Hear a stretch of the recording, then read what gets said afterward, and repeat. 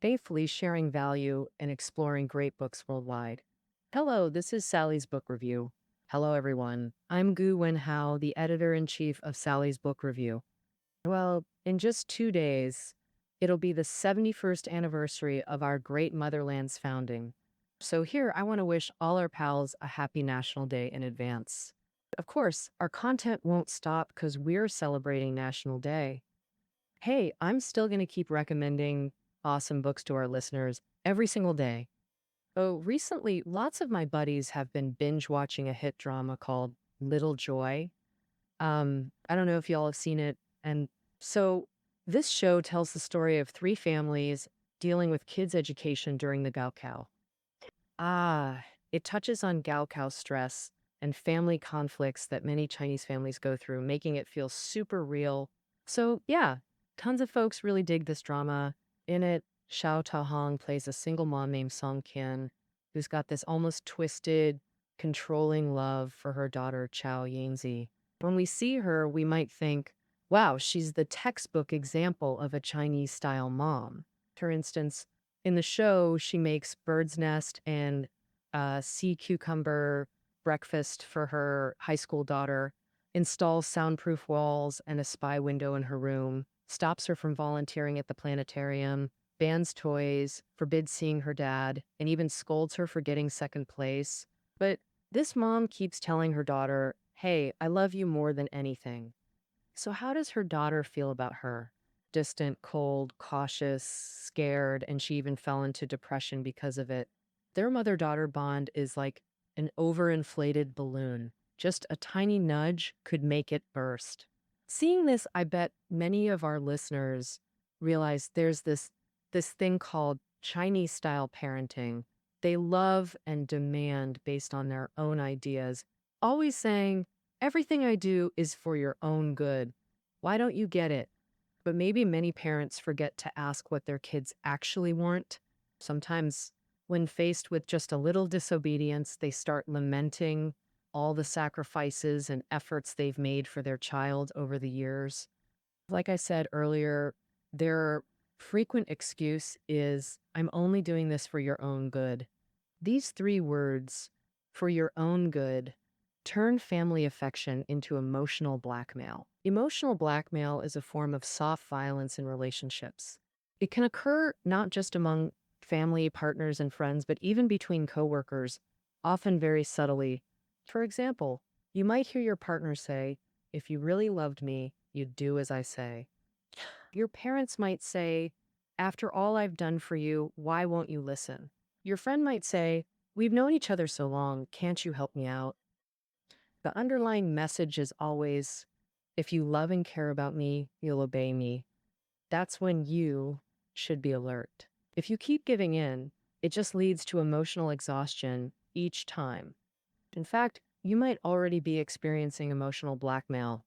So next Monday, we'll recommend Emotional Blackmail by Dr. Susan Forward, a renowned American psychologist with over 20 years of therapy experience. Uh, the writer Liang Wendao has also endorsed this book. In this book, Dr. Susan uses vivid real-life cases to expose how emotional blackmail operates. She shows how it plays out in reality and teaches us how to break free from emotional blackmail. Returning to Little Joy, I genuinely understand parenting isn't easy for these characters, and the Gaokao is critically important. Throughout this long journey, many parents often unconsciously become anxious. They fear one moment of inattention could let their child develop irreversible bad habits, or that a single oversight might cause their child to miss crucial learning opportunities, falling behind at life's starting line. This anxiety affects how parents treat their kids, often feeling frustrated when potential isn't met. Kids feel deeply wronged, while adults are full of dissatisfaction. Over time, parent-child communication breaks down. But is this anxious state really unavoidable? Is there a way to avoid these parenting pitfalls? So, next Tuesday, we'll interpret another book called Growing Up Like a Child. The author of this book is Bai Yanfei, a mom of two kids, and her eldest son is named Quiener. So she's also known by a more familiar name, Kianer. Wow, she's an English education expert with 15 years in English teaching and 10 in children's bilingual education. Truly a star in parenting circles. So this book is basically a collection of their parenting experiences. The goal is to help parents beat anxiety, parent calmly, let kids grow at their own pace, and let moms and dads enjoy the joys of parenting. Moving on from kids, I bet you all recall last week we covered Socrates, one of ancient Greece's three great sages. So next Wednesday, we'll introduce another sage, Plato.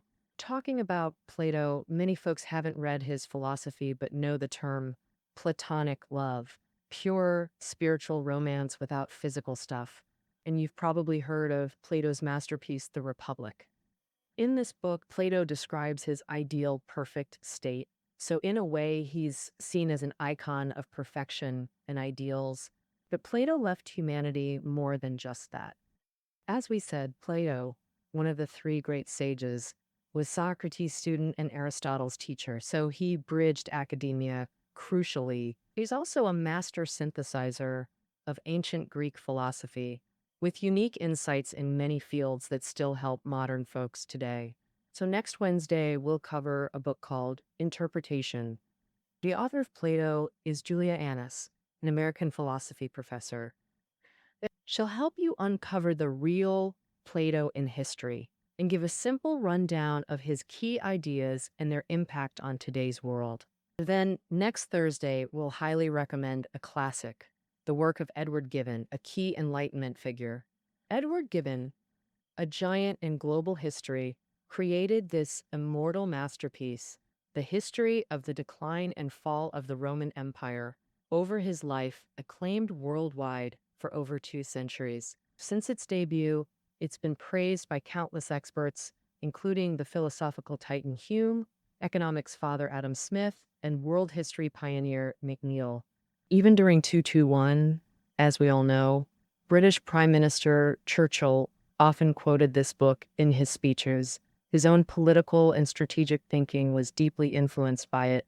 Well, the history of the decline and fall of the Roman Empire presents, from political, economic, military, and cultural perspectives, the entire 1,300-year journey of the Roman Empire from prosperity to decline and final destruction. Combined with Edward Gibbon's grand historical vision and exquisite prose, makes Westerners always associate this book when discussing Rome. So it's become essential reading, one of the most crucial classics for understanding that period of Roman history. So if you're interested in the Roman Empire and its rise and fall, don't miss our coverage next Thursday.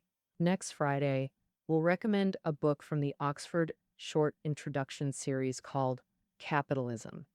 When it comes to capitalism, we all kind of know a little something about it. But if I dig deeper and ask, what exactly is capitalism? How did it emerge? Probably not many can truly answer that. The author, James Fulcher, not only covers capitalism's overall development, but also tackles hot social topics. For example, the author argues that global capitalism is actually an illusion. In reality, most capital just flows between a small group of wealthy nations, like shifting money from left pocket to right. Under this global capitalism label, rich nations get richer, poor nations poorer, and the gap between countries keeps widening. Also, after experiencing internet bubbles, oil crises, and financial meltdowns, the author believes crises are capitalism's normal state. Because capitalism is a constantly evolving mechanism, change brings disruption, breeds contradictions, and triggers crises. So crises may keep coming, but capitalism won't end anytime soon. Then next Saturday, we'll cover another classic, Herbert Marcuse's masterpiece, One-Dimensional Man. And so what's a one-dimensional man?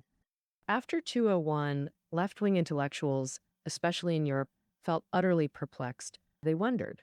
According to Marx, the more developed a capitalist society, the more likely a proletarian revolution. So why didn't it erupt in advanced industrial nations like the US? Well, Marcuse, the author, was a German Jewish man who studied under philosophy master Heidegger early on and later became a Marxist. He believed technological advancement makes humans easily satisfied by material comforts, slowly losing freedom and creativity until they stop imagining alternative lives, halting progress. So, what exactly is a one dimensional man? What's the ultimate outcome and impact of tech development on such people? With these two questions, we believe reading One Dimensional Man next Saturday will reveal fascinating answers. All right, that wraps our preview of next week's books. Every time we interpret a book, many friends comment below recommending titles they'd love us to cover. If you have such a book, please keep sharing in the comments below. Who knows, we might just feature your pick next time. Likewise, all Sally's Book Review fans and fellow book lovers, please join our official community. Let's chat about books, literature, classics, and your favorite authors there. Thank you, everyone.